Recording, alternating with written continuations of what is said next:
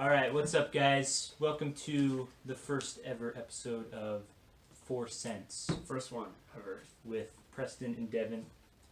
My name's Preston. Okay. Well, My name's Devin. I figured you already assumed that based on the title. But what we're going to do, and since it's the first episode, let's give you a little bit of background. Devin and I have known each other for about 3 years, a little over 3 years. We've become good friends. We play basketball together, taken some classes together at college. We've worked together. And one thing that we've realized is that we have really good conversations. Really good conversations. So what we plan to do here, and we can just talk about anything, it seems like. Every time Devin and I are together, doesn't matter what's happening or how long it's been since we've seen each other. And it drives our wives nuts. It's true. Yeah, they're the ones that comment on it usually. Yeah, usually, in like the wives or your mom when you're a kid, like starts talking to your friend's mom and they're taking forever. It's exactly the opposite of Devin and I. Yeah. So what we want to do is every week or however often we end up doing this, we'll come in. We're each going to share our 2 cents on a couple of topics, and hopefully it's at least hopefully slightly you entertaining. enjoy our 4 cents, and if you have 2 cents, feel free to let us know what you think about our 2 cents or your own, and maybe we'll end up talking about your 2 cents. Absolutely. So, I wanted to avoid this. I wanted to avoid talking about sports on our first episode. Okay. It's However, unavoidable. It's unavoidable. And with this is crazy. Okay, this is my first cent. The Phoenix Suns are a good basketball team. Really good. Really good. And I don't know how much faith I should have in them. And I don't know, if it's going to stick. Yeah. But I was looking at the roster, and you know I follow basketball way too closely. Absolutely. But, so I was looking at their team, and, I think they're a playoff team. And that makes me really nervous thinking about the Phoenix Suns, who have been literally the worst team in the league, probably for the last 10 years. For those sports fans out here, probably, I don't know if that's accurate, but they've been the worst team for a while, and they're a playoff team this year. Yeah.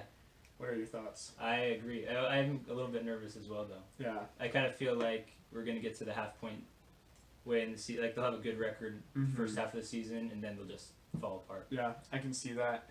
The one thing that I was noticing about their roster, though, is they have NBA players. And I know that sounds silly, but last year, their starting point guard was Eli Okobo for a portion of the season. And he's now getting 0 minutes. Wow. That's how crazy it is. Their starting line, or their main players, and DeAndre Ayton is suspended. Okay, so other than DeAndre Ayton, they actually have NBA caliber players on their roster. Yeah, they're actually surrounding Devin Booker. Yeah, they have decent players, and part of it makes my heart break because I really don't like Devin Booker. I don't like his attitude, but he's really good this year, and You have to respect. I gotta respect it. So, yeah, my first cent is the Suns are a good basketball team, and I don't know how to feel about that. It makes me nervous, and it also makes me feel that the league is changing. It's crazy. It's true. It's some of the teams, like the Warriors, are just they're terrible. horrible right now. Yeah. I mean, they're like totally injury stricken. Yeah, totally decimated. So. But yeah, Suns are a good basketball team. Yeah, it seems like pigs are gonna start flying or Yeah. something. Right? Yeah, well, Portland sucks so far. Minnesota is good. Andrew Wiggins is playing decent, which is confusing. Yeah. Yeah. Well, Wild actually, season. on the same line of basketball, Okay. Kemba Walker. I'm a Boston Celtics fan, and this week, the Celtics played in Charlotte Yeah. against the Hornets, against Kemba Walker's former team, and I just want to talk about how awesome it is when a former player goes back to I the feel team, that. and the fans and the city still loves that person. Yeah, I feel that. That's got to be one of the greatest feelings, Yeah. don't you think? Do you think it's easier for Charlotte fans to like Kemba because him leaving wasn't really an insult? Charlotte did so many things wrong where the fans were like, okay, you can leave. Whereas Gordon Hayward, the Jazz were up and coming, Right. leaves to the Celtics. Every time he comes back, the Jazz fans hate Gordon Hayward. Yeah. Or Anthony Davis, where it's do you think it's easier for Charlotte to accept Oh, him? absolutely. Okay. Yeah, 100%. But I just think it's beautiful. It's one of the most beautiful parts of sports when a former star can come back and like they Be show they cherished. do a tribute video. He got And, emotional, I think. Yeah, didn't he was like crying a little, like maybe not like tears coming down his face, but like Yeah. there were tears in his eyes. And like then he had a great game. I don't know exactly what his stat line was, but had a good game. Celtics won, Yeah. but it wasn't like, yeah, exactly. Like living here, we live here in Utah, and so like you're a pretty big Jazz fan, Yeah, a huge Jazz fan. and I'm becoming more of a Jazz fan than I was when I grew up in Idaho. So. Yeah. But yeah, the Gordon Hayward situation, he leaves. The Utah fans just absolutely hate him. I don't think you hate him. I as don't much hate as him. A lot of them. However, what happened with Gordon Hayward was somewhat backhanded because they had a whole story and they waited to drop the release, and the Jazz tied up all their cap money, and anyways, that's why Jazz fans hate him, because they were actually playing for something. Charlotte didn't have anything to play for. I don't hate Gordon Hayward That's though. true. Also, caveat, not a cent, but just a caveat. I'm from Washington State. I don't have a basketball team, and that's why I've adopted the Jazz. But go Sonics. So. Yeah. And I'm from Idaho, and we also don't have a basketball team. That's why I adopted the Celtics. Yeah. So, anyways, a little background on our fanship. But All right. My second sent is an article. I sent it over to you. so I'm gonna read it for the first time now. I haven't seen this yet. Also, side note, Hayward just injured his hand, fractured his hand. So Did you just get that I notification? literally just got that notification. All right. It's we'll for see. you, everybody. All right. USA Today headline: Voyager 2 sends back its first messages from interstellar space. So I know nothing about this, so I gotta take a minute to. How much am I reading? I'll just. I can summarize. I mean, there's like some, there's some bullet points. So I'll read the bullet points for everybody. Voyager 2 is only the second spacecraft to travel this far out into the solar system at a distance of about 11 billion miles from Earth. Voyager 2 is well beyond the orbit of Pluto. Holy cow. This new study say that Voyager 2 has left the heliosphere. I don't actually know what So that the is. heliosphere is basically, like, so the sun is at the center of Yeah. our solar Uh-huh. system, and so the objects orbiting around our sun. Is that the heliosphere? Yeah. Okay. So the extent that objects orbit around our sun and not around. Got it. I think, I'm no astronaut or astrophysicist or anything, but I just think that is awesome. Like that's incredible. to me. Yeah. That's, 11 billion miles away from Earth. How long has it been since it? Yeah, good question. Yeah. 1977 Okay. is when the Voyager 2 was launched. I'm gonna make some notes. Yeah. Okay. The Voyager 1 Was that the first one to leave? left Okay. the heliosphere Okay. first. So essentially, like, it's considered interstellar space because it's outside of the heliosphere, outside of our sun's Okay. orbit. Yeah. And it's only the second ever spacecraft. Like I said, the Voyager Yeah. 1 was the first. It was launched in 1977, which is... That's 42 years. That's a 42-year long project. Isn't that crazy? In the article, and it's a USA Today article if you want to look it up, Yeah. but they talk about how, like, the scientists, the NASA scientists, like, didn't even know that it would be possible for it to go that far away. Like, it's still, so it actually reached interstellar space. It kind of crossed the boundary, so to speak, on November 5th of 2018, so a year ago. Okay.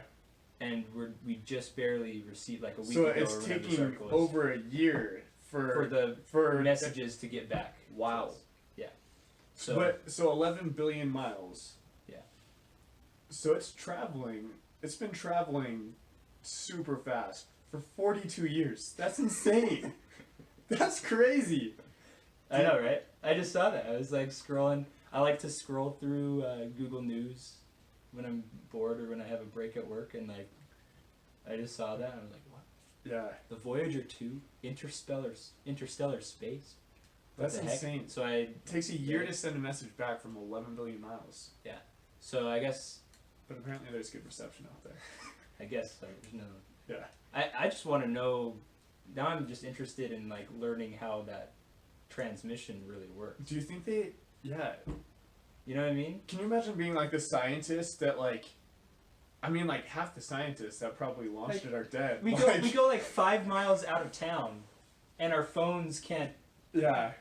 get service. It doesn't matter Yeah. how good whatever service you're using. Well, and there's what 5, 6 planets in the way, like.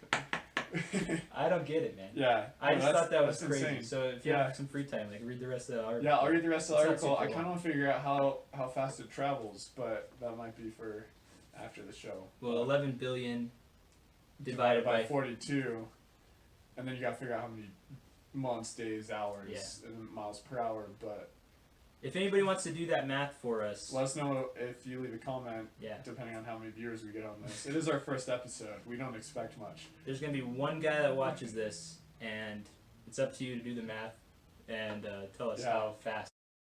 My 4 cent is a rant.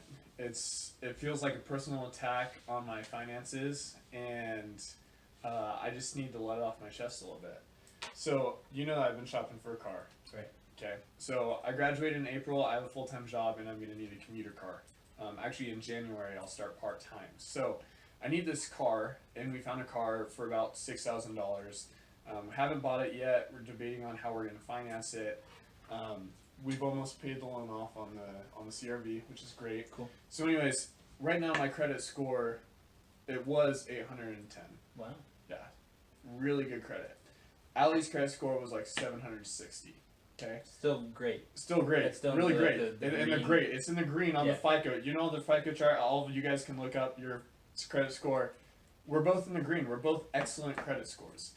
So USAA is like, so my dad's Navy, Right. so I get USAA, Yeah. which USAA usually treats their people really, really well. So Yeah. I have a feeling I'm not going to be able to find a better rate. I applied for a loan, and with that credit score and with like a 20% income to rent ratio, Right. they gave me over a 9% APR on a $6,000 loan for a 2011 Honda. Wow. 9%. And just to give context, my CRV loan is like 5.5%. And that was when we had less money, and it was a newer, more expensive car. So What the heck? I have got a beef with used car loans because their new car loans are advertised as like 4% or 3% APR. Right. Just because it's a low amount, they're like, oh, we got to make our money off of boosting the APR. So I have a huge beef with the way that people do used cars loans, and I just had to get that off my chest because 9%, over 9%, it's 9.5%, 9.25% if Yeah. you do auto pay. So, yeah. I'm sorry, dude. Thanks, dude. I just can't believe it. How much? So mine was like 5.5 to 6% on my CRV. He drives a CRV as well. Yep. We copied him. They did. Yeah, Well, my wife drives it. I drive a Mazda, which I like. yeah. My You're wife and gonna I go have one Honda? car. Probably. Well, Allie's dad has a guy that buys like salvage titles, and also USA doesn't know it's a salvage title, so that doesn't play into it. Oh, okay. But he has a mechanic that They do buys now. salvage titles. Yeah, they do. They're now. watching. They're watching. USA, screw you. Just kidding. I love USA. The only beef that I have is with that. I really like USA. So for all you guys out there that are military families, thank you for your service and go USA. But anyways, he has a mechanic that buys salvage cars and then repairs them really well, Right. and then he'll sell them cheaper because it's a salvage title, but they work great. That was the first 2 cars that Allie and I totaled. They were both salvage titles. Oh, yeah. Yeah. Yeah, Devin has a knack for getting in car accidents. Not usually his fault. USA didn't know that either though. So So all of these things should not have hurt. this Your, loan, but yeah. 9.25% with auto pay. So for those of you buying used cars, good luck. Good luck. Is this like a West Coast thing? Because you bought your CRV on the East Coast. I don't think it's. I just think Are it's in there- general. I think the issue is it's so they've got. It's just the. It's It's the got loan categories. amount, So really. I'll show you the categories when you do a loan amount. I don't want to waste your guys' time, but I will show you. I'll show Preston, not you guys. You guys can look it up yourself. So on USAA, Preston's gonna find out my pin here. Got it. It's 1111. Um, In case you ever come across Devin's phone. yeah. So car buying, if you if you go to. So it's just like in the lowest bracket or something. It's in the lowest bracket. So it goes 2000, a brand new car, and then 2012 to 2018, and then 2011 and older. So it's 2011 and older. So I guess it's just, I don't know why it's risky, because if something happened to the car, the insurance would pay them back, and they are the insurance that I use. So like, it's just really. Anyway, so we're gonna check out a couple different banks to see if it's just USA, Yeah. but I have a feeling that used car loans are just terrible. Yeah. So I just need I to wish get I that could off help. my I chest. just don't really know I know. much about. Like, That's we okay. do. I didn't expect you to help. That's why it's a cent, not a plea for help. So, anyways, Well, and that's how the show works. yeah, we We, bring our uh, cents. Bring a couple cents each, 2 cents a piece. That's 4 cents. Feel free, like Devin mentioned at the beginning, leave your 2 cents in the comments. Like, comment, share with your family. Definitely share with your family if you think this is funny, or if you think I don't know if it's funny, but if you enjoyed listening to us talk about random things. That's what we're here for. Yeah. Cool. Yeah. Awesome. All right. See you again.